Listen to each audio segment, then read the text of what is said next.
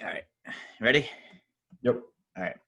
On today's podcast, I welcome on a special guest. He is the offensive lineman coach, the run game coordinator, and the recruiting coordinator for Bryant football. He is Coach Stephen Ciocci. I probably messed it up. Did I No, get that it? was perfect. That was All right. perfect. All right. Nailed it. All right. Cool. So it's Ciocci. Coach Ciocci, how are you today? Doing awesome. How about you? I'm doing pretty well. How are you holding up during these weird times with everything that's going on? Doing better. Doing well. Been enjoying Rhode Island and just happy our guys are back on campus. That's the biggest thing. Yeah, that's awesome. What's it like having the team back on campus? They're doing a lot of testing and everything. Yeah, so we're very extensive. Our guys get tested twice a week, at the beginning of the week and then right before the weekend. The school has done an unbelievable job investing in this. So we get the results back within anywhere from 12 to 18 hours. So by the next morning, the latest, you have your results back. So they work directly with our trainers, the staff, everyone. So it's been smooth sailing since our guys have gone back, but no, it's very strict with it. And all the protocols, we got a lot of protocols in place so we can work out and do all the stuff. So that's awesome. That's great to hear that. And it's great that school is doing what's best to protect you guys, the coaches and the players, and looking out for what's best for everyone. It's going to be great that you guys are able to work out and still get some practice time in and do what you got to do. Yeah, that's the best part. So before we talk about Brian, I want to get into your career. First I want to know, when did you start playing football? And was there a position that you really wanted to play before you ended up becoming an offensive lineman? Yeah. So I was one of those kids. So I was born down in North Carolina, but kind of my family moved a lot. So I moved up to Maryland, then Pennsylvania, and which where I did my high school ball. So everywhere I lived, they had the weight leagues. So I was always a big kid, so I was too heavy to play football. No. I didn't start playing football till 6th grade. I thought I was gonna be an ice hockey player. Played that my whole life, yeah. And did ice hockey, did basketball, did a very little baseball for a year, and hated it. 6th grade was the first time I started playing Mother Divine Providence. So, oh wow, and it was awesome, and I got hooked. I always wanted to be a lineman because I love checking people in ice hockey. Yeah. So I was never interested in catching a ball or scoring touchdowns or anything like that. So I knew I wanted to play on the line of scrimmage. So it just carried right over for you. No it problem. Carried right over for me. I wasn't even interested in playing on defense, even though I did. So I just liked hitting people. That's awesome. That's so cool. That's also, I feel like Coach Murphy, we did speak about it. I think he said the same thing. It just like to hit people. And Yeah. I feel like this is a very football guy answer. It's a very football thing. Yeah. I'm talking to some basketball players, and they're like, once I get hit, I was like, I'm staying with basketball. That was But you grew up, and then you ended up playing in college ball. How did you decide going to Wagner? Yeah, so it was actually really, unique situation where I didn't have my recruitment in high school was not great. I was actually committed to a school and wanted to be in my spot, got pulled late in the process. So I wound up actually walking on at Temple University for a year. Nice. Kind of went in with the mindset that, I was going to do it, see if I liked it. I was kind of at crossroads in my life. After a year there, the coaches were unbelievable people. I learned so much in the year I was there. Financially, I kind of had a decision to make, and I was kind of looking to see what I could do, and I decided to kind of wing it really late. On August 1st, I decided to transfer. Wow. I redshirted, and Wagner, out of the blue, Coach Haas, who's now the O-line coach at Colgate University, called me and just said, "Why don't you come up to this spot?" I never heard of Wagner or anything like that, and went up touring. He offered me a scholarship. Packed my bags, got dropped off in a dorm that had no lights, and just went right into camp. So very unique. I loved it. I one thing I take out of that, I just tell everyone is you see a lot of young guys, they don't have offers and stuff out of high school. Go play college football somewhere. You'll never regret it. And that was the big thing I kind of took from that whole situation. That's awesome. That's so cool that how it all worked out for you. Not being recruited, but it's crazy. You also walked onto a D1 school and was still able to play college football at Wagner. That's amazing. And that time at Wagner, you guys how does that develop you into the football player you became? So much. I was so lucky. I got there. I got to spend 4 years because I redshirted my first year in college. So I had 4 years at Wagner, and the strength coach that we had, Coach Brandon Beach, did such an unbelievable job with our team and developing us. And, you know, and then Coach Haas, our offensive line coach, he kind of shaped the way I kind of coached the game. And, you know, it was just, it was 4 years of constant learning. Yeah.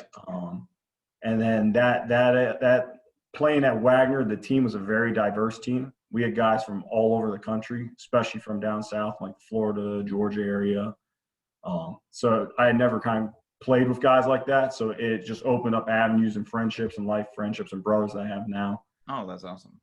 So it was very unique school and very awesome place. You know, we wound up having a really good career there and wound up being a very good team my senior year, championship team. So it was awesome.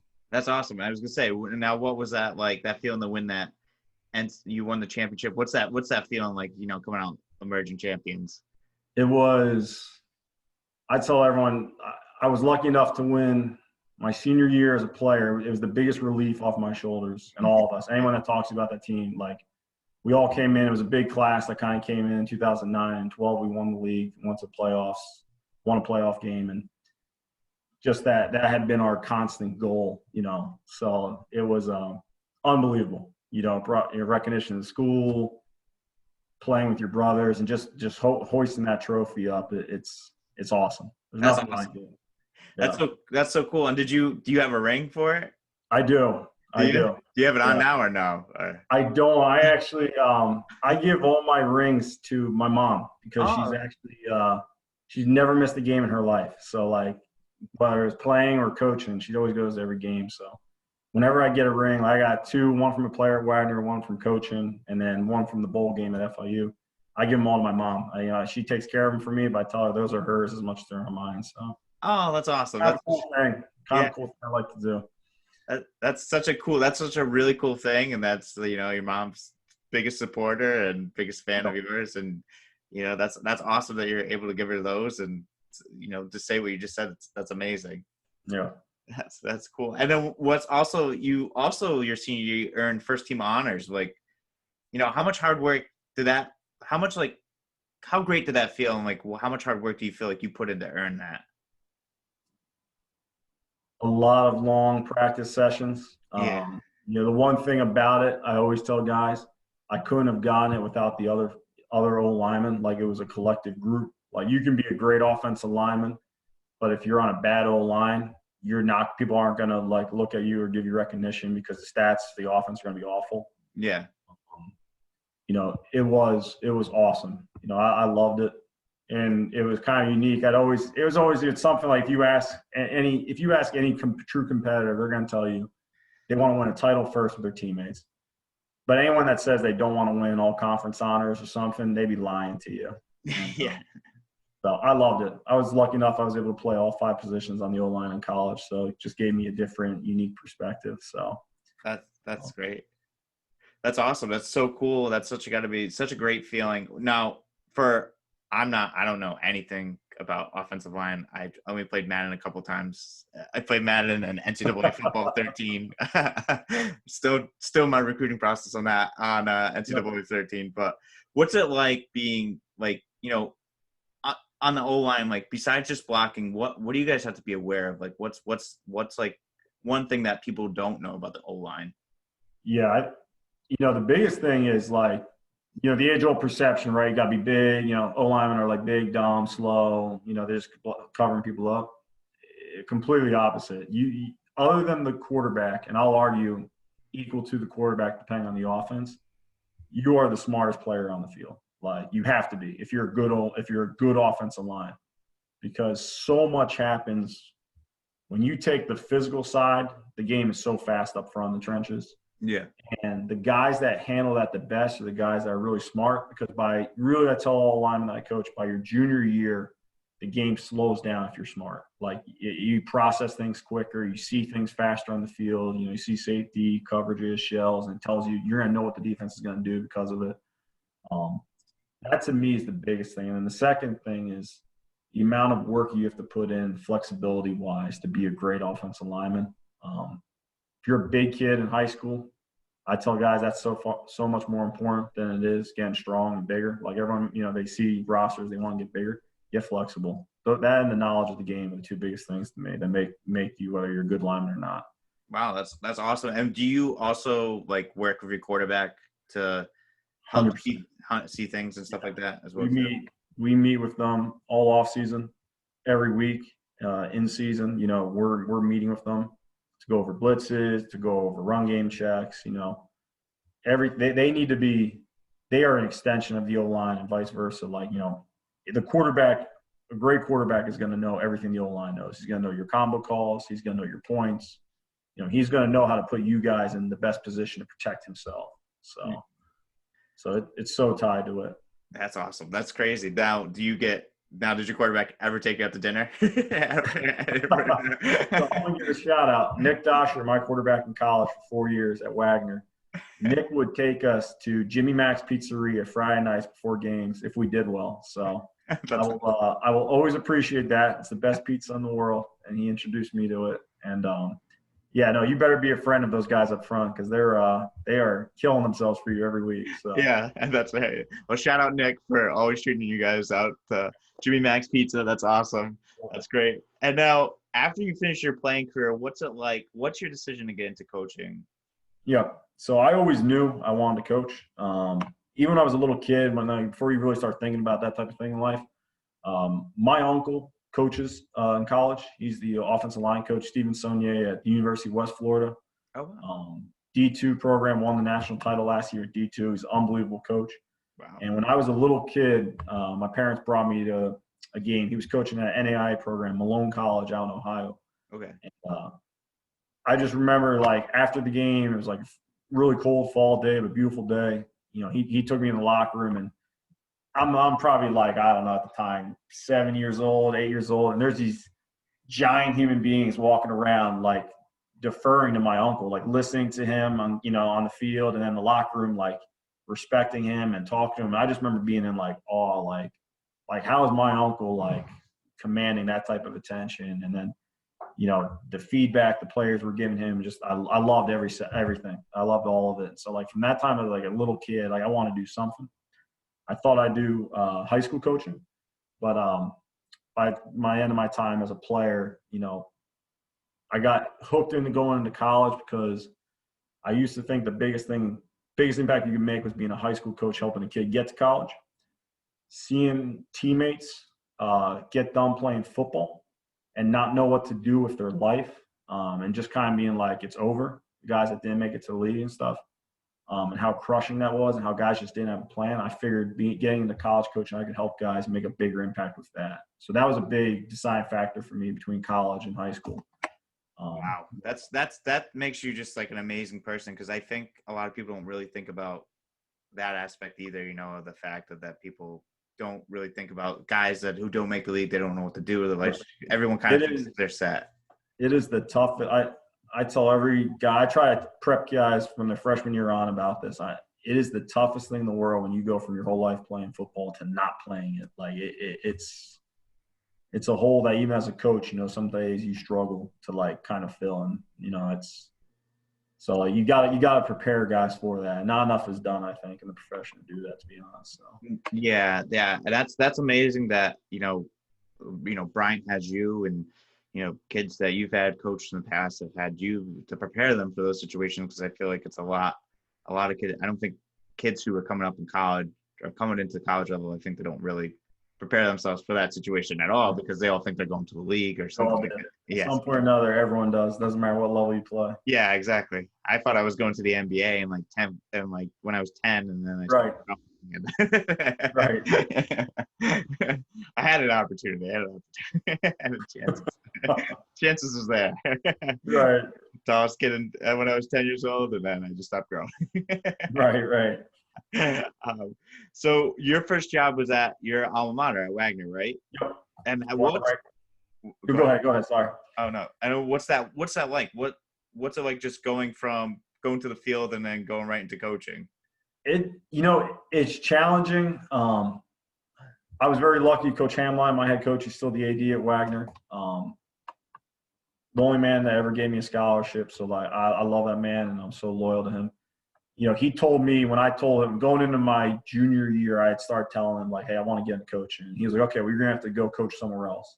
You know, and his whole thought thing that he kind of told me, he sat me down the one day going into my senior year. He's like, I don't let former players start coaching right away where I'm at, because you got former teammates, you know, you got guys that you were just, you know, you play a game and it's a Saturday night, you're going out in the city with them, and now all of a sudden you're going to be coaching them, like, you know, and it's like, but I kind of kept wearing him on it, and then wound up, you know, playing in the playoffs, beating Colgate, and then we lost Eastern Washington in the second round of the FCS playoffs, and we got back. It was like 6 a.m.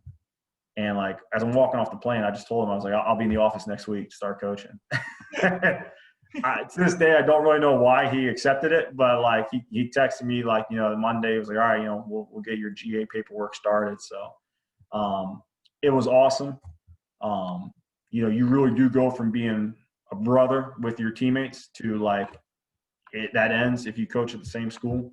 I do think it gave me some unique perspective, in the transition from playing to coaching is totally different than what I had ever thought it'd be. You work far more as a coach than you do as a player. My former teammates that don't coach are going to tell me it's a lie. It's not true. But you work so much more. But it was awesome getting to work with guys that I played with. It was awesome just being in an assistant O-line role, learning from another O-line coach and learning from the OC. So it was an awesome experience transitioning into that. That's really cool. Is there like ever a moment where you just wanted to like suit up and get in? I struggled with it my first year really bad. Like when a guy would mess up, I'd want to just be like, give me the damn helmet. Like, you know, like, and you can't, like, you got to teach them. So no, it was definitely a struggle. Yeah. I can imagine, especially being like fresh right out of there, like especially fresh right out of college. You're just like, just give me, I'll suit up. Yeah, it's correct. Not to feel like that way. And then don't you like, so when you're at Wagner too, don't you make the switch to the D line and special teams as well? Yeah. So I was 2 years there at Wagner, assistant O-line. In my second year, I was tackles, tight ends coach. We won a share of the NEC title, and then my GA time was up. So I actually left Wagner for a year. I took a full-time job coaching the offensive line at Pace University, D2 in Westchester, New York. Got to work for Andy Rondo, head coach who's done an incredible job in college football. Not enough people talk about what he's done there at Pace, turning that program into what it was to the winning program and culture it is now. And he taught me the most about recruiting than anyone I've ever worked for, and how detailed you have to be in it. And then I came back to Wagner after a year there, flipped completely to defense side of the ball, coaching D-line, and then special teams coordinator. So it was very unique. I got the call from Coach Haas, who became the head coach the year before. July 20th, he called me, and I'm getting ready for camp at Pace, you know, O-line. He's like, hey, I'm going to offer you a full-time job, come back and be the D-line coach, special teams coordinator, recruiting coordinator. Wow. And I was like, do you mean O-line coach? He's like, no, D-line, special teams. And I was like, huh. And I was like, okay. So I had 2 weeks to get ready for camp. Had never coached any of those positions. It was awesome. Did that for 2 years. And I learned more football being on that side of the ball than I ever thought I would. I was going to say, like, how important is that part of your coaching career to get that other perspective on the other side of the ball? Huge. I would tell anyone that can coach opposite of what you want to coach early in your career if you can. It's just going to teach you so much. That's where I learned coverages. You learn blitz, run fits, everything on defense I never cared about. And then the coolest thing about the special teams, special teams, I would do it again, but I personally, I want to just do O-line my whole life. But, the coolest thing about special teams isn't the actual like teams. It went from me having to coach guys in the trenches, and I'd coached tight ends before, which is kind of the same thing, with a little bit more skill set. But you got to coach DBs now. You got to coach receivers, running backs, guys that are on your special teams units that really you never interact with. Yeah. As a O-line, D-line coach. So that was unique. Like I'm in a special teams meeting room with like 20 DBs, and like I never really talked to these kids other than like, hey, it's good to see you. I hope you're doing well, family. Yeah. And, these kids are asking me questions. It was awesome. So like that was cool. That was really, that's what I love the most about coaching special teams. That's really cool. So you get to like experience a whole different side of the. Whole different everything. That's awesome. That's great. I mean, like it broadens your career, and like you said, it's great to learn the other side of the ball, and like just I'm sure expands your knowledge of the game and Oh yeah, way more than ever, right? it was awesome. that that's so cool. That's really cool. And now you go to FIU, which is a big, like it's pretty big Division I school down in Miami, Florida. What's it like going down to FIU and being a part of the like a Division I school and coaching that offensive line down there? Yeah, so it was unbelievable. So like, are you familiar with how like graduate assistant roles work and all that? Yeah, yeah, Yeah. So like, I knew I was coming at the end of my clock. So you only have 7 years to be a 1A Division I GA, and I wanted to get back to offensive line as much as I love being full time, coordinator, the whole deal. And the O line coach at FIU, Alan Mogridge, is an older brother to me, an incredible mentor and friend. And I had just kind of been hitting up all these Division 1A schools, trying to reach out, like, hey, I want a GA, I got time my clock. And I was getting the responses I kept getting was, like, you're a full-time coach at the Division I AA level and the coordinator. Why are you trying to like take a massive pay cut to be a GA? yeah, And so like I was getting frustrated. And I wound up just calling Coach Mo. I was like, yeah, I said, do you know anyone that's looking for one? He's like, heck yeah, bro. Like, come on down. And I flew down on a Thursday. I interviewed with Coach Davis. They offered it to me. I flew back, got back to my apartment, packed everything, drove down to Florida. 2 days later, we started spring ball. So like first week, I had no clue what I was doing or what the scheme was or anything. But it's so cool because I got to work for a legend in Butch Davis, yep. who the amount of knowledge that man has is incredible. Like I got like 20 notebooks in a box in my office here, just every staff meeting, writing stuff down for him. Got to work with an incredible offensive staff. Rich Skrosky, the offensive coordinator, he's had a top 25 offense in college football multiple years. Who's become a huge mentor to me, and Coach Harris, the run backs coach, Coach Aubrey Hill, who passed away, Sally, receivers coach, Coach Drew Davis, Coach Davis' son, tight ends coach. And you just go from like thinking you know everything, like being a full-time coach for a few years, to being the dumbest guy in the room. And that was awesome to me, and I loved it. And so I learned so much. I was there 1 year. We had the best year in school history. I got to just learn from all these guys. And I recommend anyone that has the ability to GA, do it. It's very tough financially. Like, a lot of the situations aren't great. So it is a sacrifice, and Yeah. it does cost you a lot to do, So, but it was awesome. I learned more football in that 1 year than I did in my previous 5 coaching. So combined. So That's so cool. And I like the fact that you said I liked being the dumbest person in a room, because you could like just learn so much more. Like that's crazy that you're learning more on top of already being like you already had like a defensive, like you said, like you're a full-time coach already, but you're learning a ton more like sitting in this room with these guys. Right. That's crazy. And how did you how does it feel? Your O-line was ranked nationally. You only let up 8 sacks in a season. You're ranked 3rd nationally. What's that feeling like? Did you know that stat, or like coming in? Yeah, no, it was, we were using it down there recruiting quite a bit. We were recruiting linemen. So, no, it was so awesome because we had Coach Mo did such a good job, and he was awesome because like a lot of times when you GA, you can go GA and you're doing a lot of, the scout cards, the film breakdown, all that. And you're kind of just there to like help the guy what he needs. Coach Mo trusted me enough. Like he would give me the centers and guards most of the season. So like I coached my own group. He coached his. We come together. We collaborated. But he taught me everything. So like there wasn't a single thing he did that like earlier in the morning, if we practiced at 8 a.m., 5 a.m., him and I were in his office, and he was teaching me why we were going to do that in practice. Like, this is what we're going to do. This is how we're going to do it. Here's why we're going to do it, Steve. And I would ask him questions, and he'd answer it. And it was the same thing in recruiting. It was the same thing in X's and O's football, off-season techniques, everything. So it was incredible in that aspect, in that it was just a year of, as good as we were, learning from an O-line coach who was a million times better than I am, and it was awesome. And what I learned down there was how important, like the sacks, like after the season, all these schools were hitting up Coach, Mo and Coach Skrosky, like, can we come down and study? Like, we would love to know why you give up 8 sacks.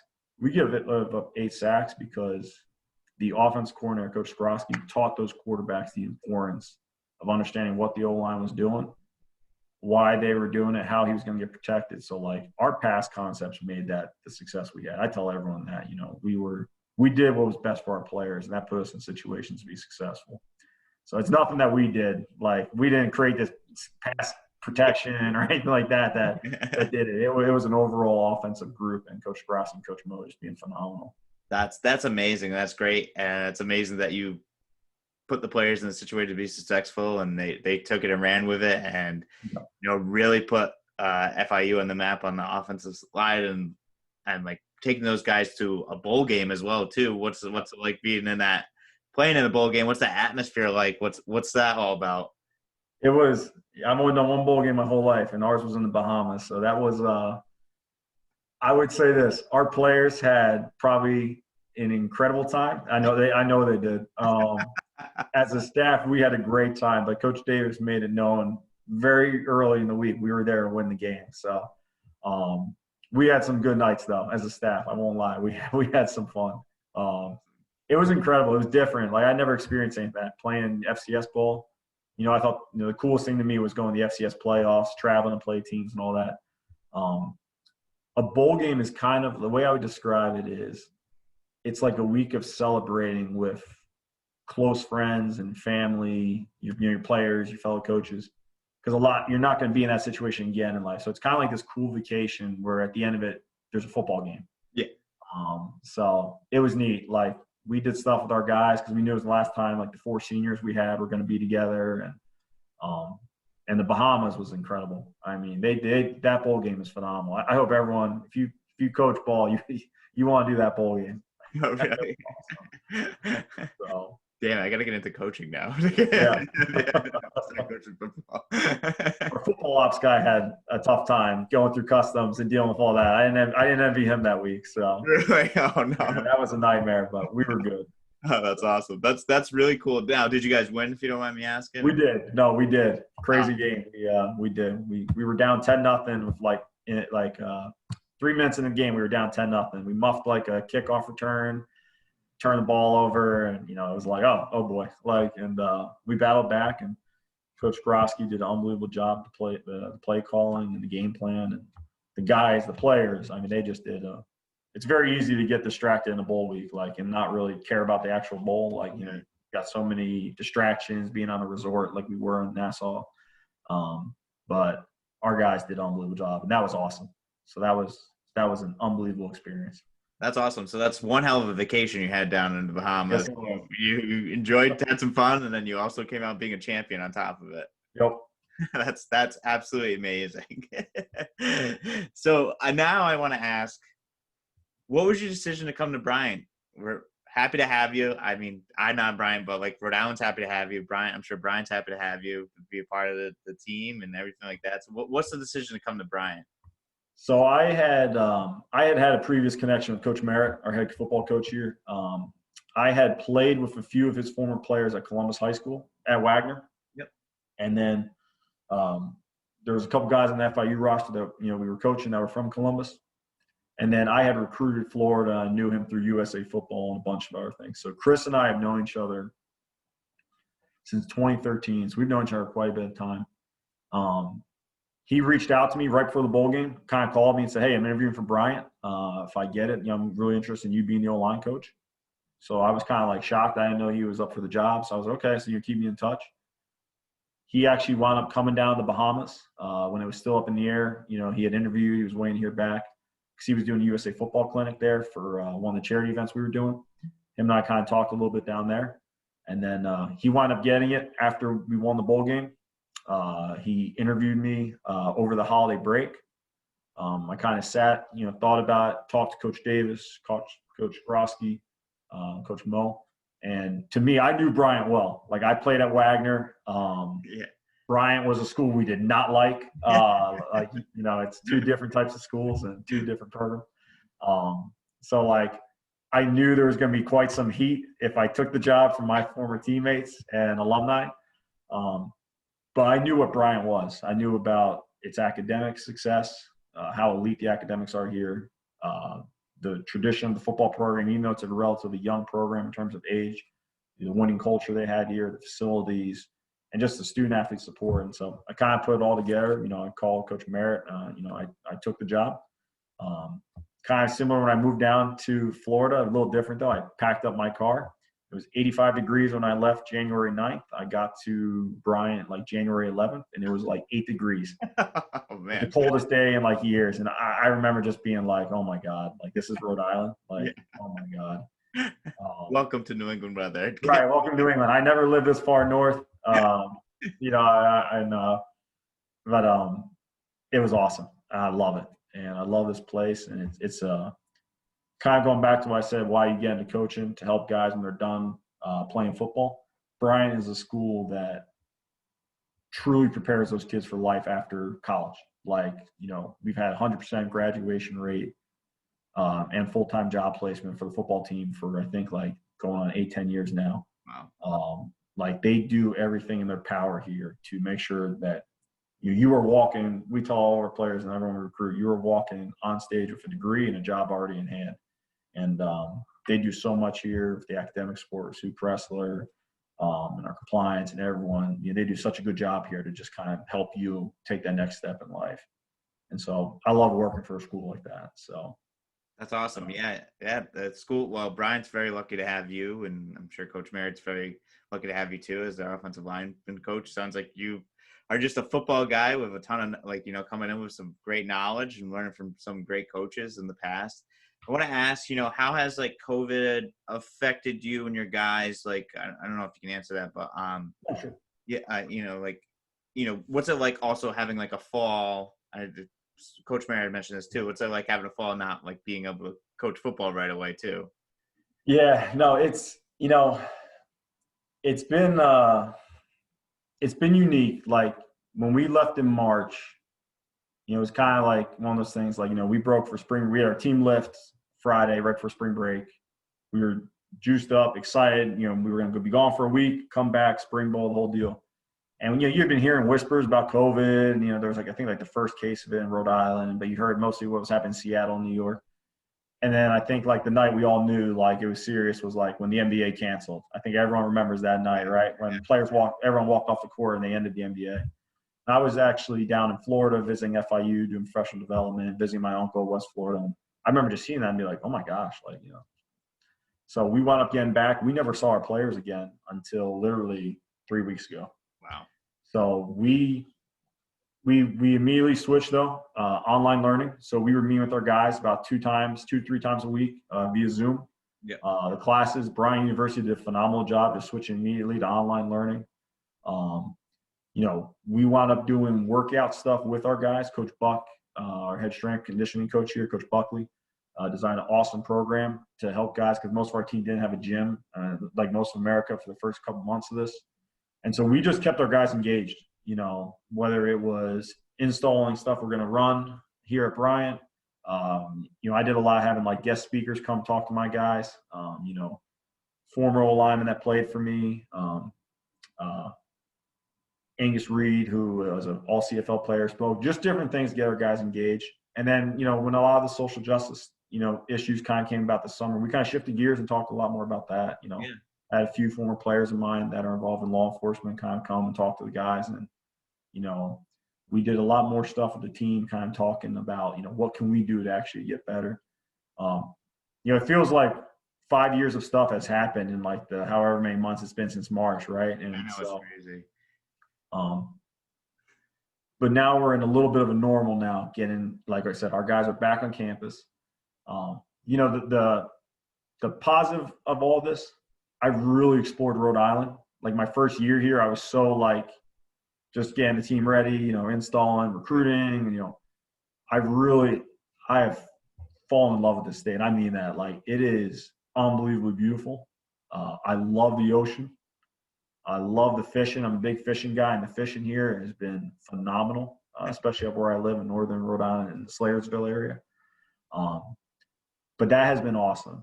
So, like, right now, a fall without football, it's busy training. It's busy doing professional development, studying other programs. Same with my players, like having them study other people. Eventually we will progress to practicing. And then trying to do safe, fun stuff with the guys. Like last week, we went surfing in Narragansett private lessons. The whole line was awesome. So that's awesome. That's so cool. How do they do? Different things. How they do on the surfing? Surprisingly, my right tackle, Finn Littlefield, was incredible. So was my left tackle, Mike Andraco. I was awful. I think I rode one wave for 0.5 of a second. And but they were good. Like, surprisingly, for a bunch of like 300-pound guys, like, we had our own little area of the beach. Like, we made sure we isolate ourselves from everyone's social distance, wore masks, the whole deal. But like, people were like, it was down there again. People were like, who the heck is this like crew of like 16 guys walking around? It's funny. Yeah, that's awesome. Yeah, everyone's like, who are these guys? Who are these guys? Very pale looking guys, No, you can tell not a lot of my guys have been to the beach this summer. So, but that was awesome. That's so cool. That's really cool. That's awesome. You got to like experience that and, do the player development and, professional development and just have those experiences and talk about those, like the social justice things. Yep. That's just absolutely amazing, Coach, that you were able to put all this stuff together. If you don't mind me, you're like 30, 28? 30 years old. So you're like, I'm 33, but you are a very mature 30-year-old, like handling every situation. It's crazy. You don't really, I don't know. I know some 30-year-olds, but you're way above and beyond. My best friends would say, and my family, that I'm much older than my years. Yeah, I probably don't look 30 either. No, you do great, but you do amazing things, though. That's awesome, and like I mentioned, Bryant's just very lucky to have you. And what's one? I'm lucky to be here. Yeah, I'm lucky to be here. It's a win-win situation, I think, on both ends. I'm sure Coach Merritt's very happy to have you as well too. But what's one thing that you're looking forward to this upcoming season, or looking forward to what if you playing in the fall, winter, spring? I don't know. Yeah, no. Just seeing the guys have fun. Yeah. Like, one thing you learn, I think a lot of coaches would agree. I enjoy winning more as a coach than a player. As a player, I always felt like it was kind of a relief. Like, okay, I got to another week. I loved it, I enjoyed it. Seeing the guys go out and do stuff that you teach them and seeing them buy in and seeing them do their own stuff to get better, it's the best. And there's nothing like a fall day. Obviously we're playing in the spring. It'll be a spring day, which will be different. Yeah. But that feeling when you see those guys have fun and have success, that's the best feeling. That's awesome. I look forward to that more than anything.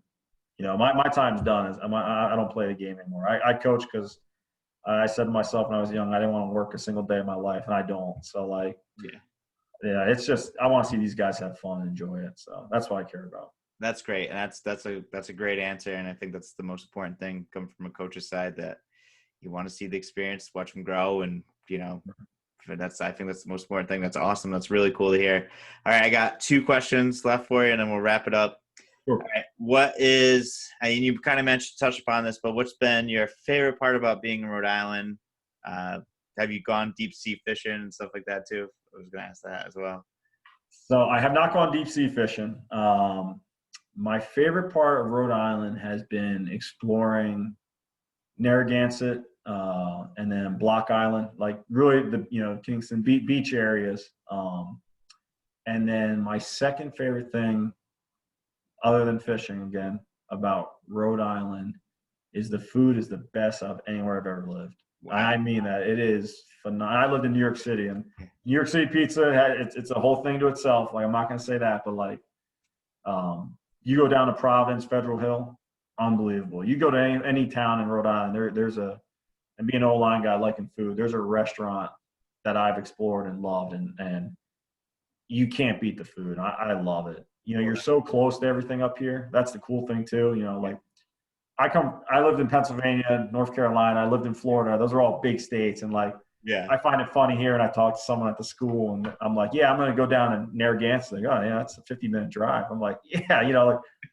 Miami to Orlando is a 4-hour drive. So, like, I find that hilarious about living in Rhode Island, So, yeah, no, just the beauty of the state. It's an unbelievable state. So, there's so much to give you, so much to do for such a small state. So, yeah, it's awesome, and we got a lot going on. What the 50-minute thing cracks me up because it's like, dude, I've like lived in bigger areas. It takes longer to get like it cracks me up. Yeah. Like, they're like that's like another place. Like that's like a whole other place that you're going. Yeah, yeah. it is wild to me. Yeah, it's pretty funny. There's a lot of people at Bryant like that. Like I'm like, yeah, I'm gonna go down to like Kingston this weekend. They're like, oh, I haven't been there in a while. I'm like, what's a while? A couple of years. I'm like, my God, like it's wild to me. So. It's a small state. It takes 45 minutes to get right. out of the state. Like it's pretty easy to explore. It's pretty funny. What's your favorite restaurant? Can you say? Or? Man, I don't want to say one because I feel like I would do injustice to all of them. A spot I do like to go to. I won't give my favorite restaurant, but a spot I like to go to. 2 spots: Wise Guys Deli, just because they're local right here. They're incredible. Lady runs it, does an unbelievable job. I enjoy eating their stuff. Providence Oyster Bar is a spot I like to go down to. I do like that spot. So, and I'm gonna keep my favorite restaurants quiet though, because like I said, I don't want to pit one against the other because I do love them. We do a lot of official visits at those restaurants. So if I say the wrong one, I might not be welcome back. Yeah, we don't want that to happen. We don't want that to happen. All right. Last question. I see in the background, is that a 49ers helmet? No, so that's I know we stole the logo. Springford High School, Pace University, Wagner, and then FIU, and then Bryant. So I like collecting helmets. So I always try, and I got more in my apartment, but I like collecting everywhere I've coached at. I have the helmet. So that was my high school where I played at. We were the Rams, but for some reason we decided to be cheap. And back then they have such cooler helmets now. Everything's better, turf field, everything since I left there. So I'm happy I paved the way. yeah, exactly. Who's your favorite NFL team? Oh man, that's a sad comment. I'm a Lions fan. Only because my favorite animal as a kid was a lion. That's how dumb it is. So my whole life I've suffered because of that. It's not that dumb. It's I'm hoping this year they're better. We'll see. I don't believe it, but we'll see. We'll see what happens with them. Well, football season starts tonight as we speak. Yep. So it'd be nice to have football, and we have basketball. We have a bunch of sports, so it's kind of get back to normalcy, right? Yeah, somewhat. Yeah, just one day. One day we'll be back to normal. But right. Coach, this has been awesome. Always welcome back onto the show. Anytime you want to come back on and just talk anything, talk football or talk about the team, anytime, you're always welcome back on the show. But I really appreciate you and appreciate your time. Awesome. Thank you. I appreciate it. It was awesome. Yeah, that's great. All right, Coach. Well, you have a good night, and I'm looking forward to hopefully getting to a game this year and see you guys win some games. Awesome. Talk soon. Talk to you soon.